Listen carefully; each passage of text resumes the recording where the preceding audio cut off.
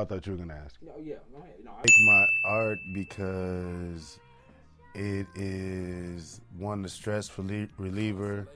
I like, I love music. I grew up with music with my family as musicians and singers.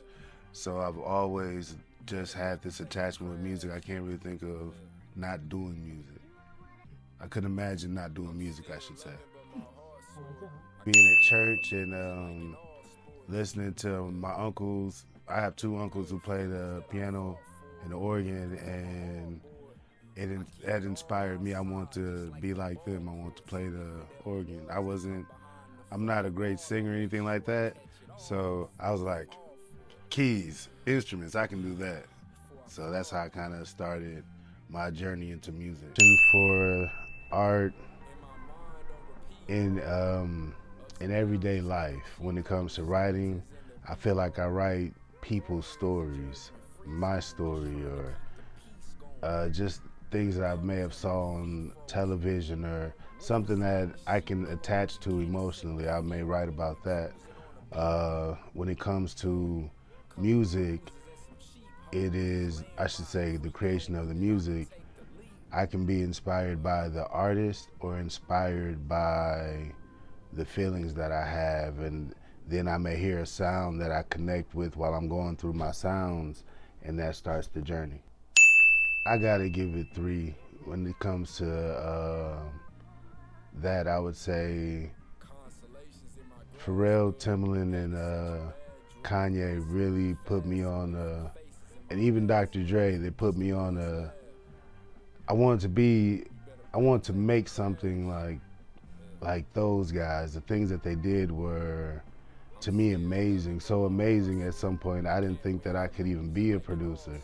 But the more I tapped in, the more I knew I could make something that the world could enjoy. When it comes to feedback, I always have to look at it from a perspective of what are they trying to convey? What they may be saying to me may not be actually what they mean. And it's for me to interpret what people mean, because criticism isn't negative.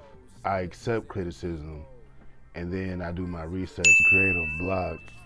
I'll try to push through because sometimes you'll make a beat. I actually have a beat that I call blah, and the first day when I made it, it sounded blah. Like I'm like, when it was time to leave, I'm like, I'm just gonna save it as blah because it didn't sound like anything. But the next day when I came back in a different mood, sometimes it's time, sometimes you gotta push through, but sometimes it's new eyes and new ears.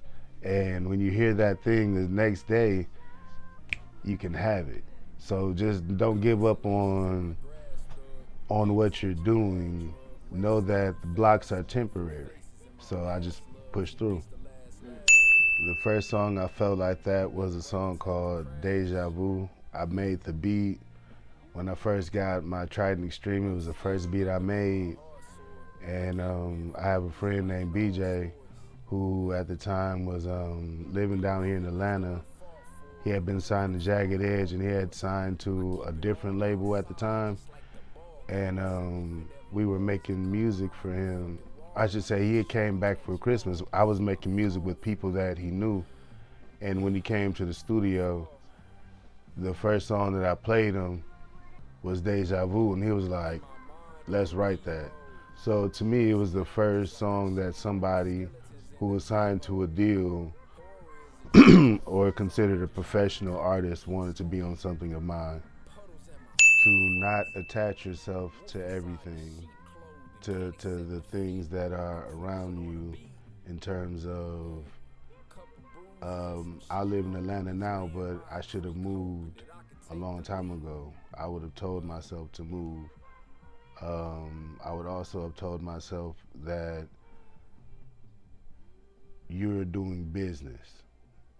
Your music is a business, and you may have friends, but your friend should do business with you and also be your friend separately.